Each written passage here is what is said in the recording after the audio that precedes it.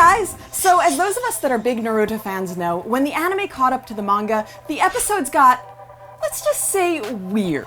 True, once Sasuke left, really the episodes got very strange, very fillerific, but there are a few gems in that filler, and we're gonna talk about it right now. So the first one we're gonna talk about is the appearance of strange visitors. I love this episode, Anna, because basically there's these two wannabe ninjas who decide to infiltrate Leaf Village dressed as Might Guy and Rock Lee. But of course, they couldn't look any more obvious. Clearly, they're not Rock Lee and Might Guy, and of course everyone in the village knows that, sadly, except for Naruto. Now it's really funny because Naruto really wants to learn taijutsu from them, and Tsunade wants to torture these imposters. So hilarity starts ensuing. Yeah, she basically sends him a bunch of minor missions for ninjas, but not for these guys. Things like climbing a mountain to get a blanket, or things like cleaning her giant slug. And it's just a super funny episode because a lot of times, as amazing as Naruto is, one of the reasons he's so lovable is sometimes he's a little dumb, and that's okay. Yeah. And also, it's just a great fun episode. But even while he's doing these menial tasks, he's still finding a way to learn, and it's adorable. It is. It's really great. And I also think there might be an Ice Shield 21 reference in this episode,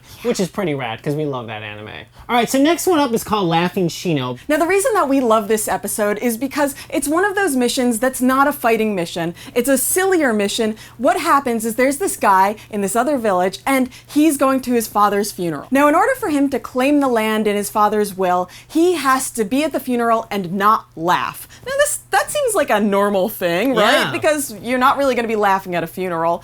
But all of his family knows that if this guy laughs, they're gonna get the land. Yes. So this guy has to hire someone to sort of be his stand-in for the funeral. Now, Naruto would be the worst person to send, so they send Shino instead, because the guy never laughs. But sadly, Shino gets poisoned with some kind of weird laughing poison, and now Naruto is the guy. I love this episode because in Naruto's head and the head of the greedy family members, it is like a fight going on, but it's a fight to see whether or not he's gonna break down and laugh. It's sort of like that great old Beavis and Butthead episode where if they do one more laugh, they're gonna get expelled from school. And it's just a funny, cute episode.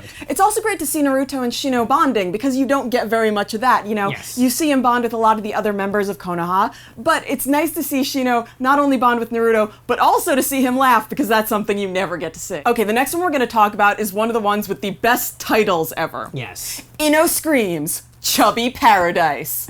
This is a hilarious episode, and it's kind of like the last one that we talked about because it's another one where they're sent on a non-fighting mission. Yeah, basically, Ino happens to look a lot like this princess. The problem is this princess is betrothed to a prince, he has her picture, but she's been stress eating and now she's really fat, so she needs a stand-in so she can get married later on. Yeah, now Ino thinks this is gonna be an easy job. She just has to woo a prince and make him all like, yes, let's be married. But the prince gets there and the prince is incredibly intense and he's also kind of chubby. Yeah, he's like a weird Elvis type vibe going on. It's super strange. Matador Elvis of some sort? Yeah. But as usual, Naruto's antics just sort of get in the way of the mission, and it's especially great when he tries to take the form of the princess and act sexy like he learned from Jiraiya's books. Yeah.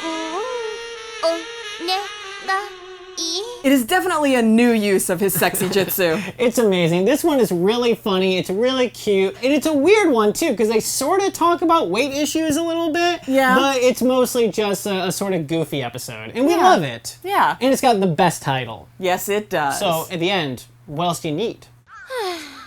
Okay, the next episode is called Please Mr. Postman. Now, Naruto is off with Jiraiya, right? And Jiraiya needs to finish his book, and he won't train Naruto until he finishes his book. So Naruto comes up with a great plan. He spends all night just writing it for Jiraiya, who's fallen asleep, and he gives it to a ninja postman, and he goes off. Yeah, now ninja postmen have a rule. They will not stop for anything. They will risk their own life to make sure they don't stop so that they can get their package to where it's supposed to be. Now, when Naruto gave it to him, it sort of got mixed up with another package. Yes. And this causes all sorts of craziness because then they need to catch another ninja postman. It's a really fun episode, mostly because we love Jiraiya. Jiraiya and Naruto together, always fun. Of course, Jiraiya is the pervy sage, and he always gets in all kinds of trouble because he's a big lech. And also, this one has a lot of Naruto using his harem jutsu, which is always really funny and also really strange.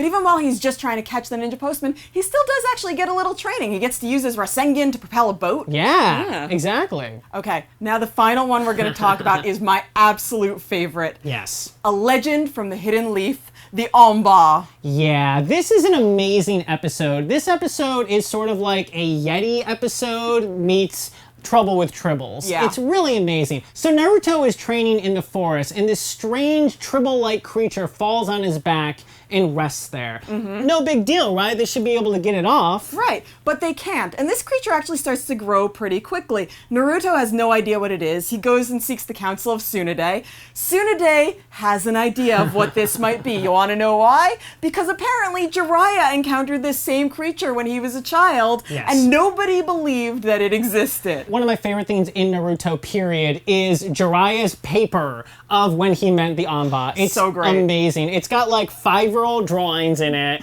and the way he wrote about his encounter and wrestling the Onbaa is one of the most adorable things ever. Also, I really love this because we got to see one of those early scenes where there's the young version of Jiraiya, Tsunade, and Orochimaru. My favorite thing about this is just how much it had me laughing. Like, I was rolling on the floor the first time I saw it. There's so much fun and funny in this episode, and even if you're not into watching all of the crazy filler episodes, watch this one because it's amazing.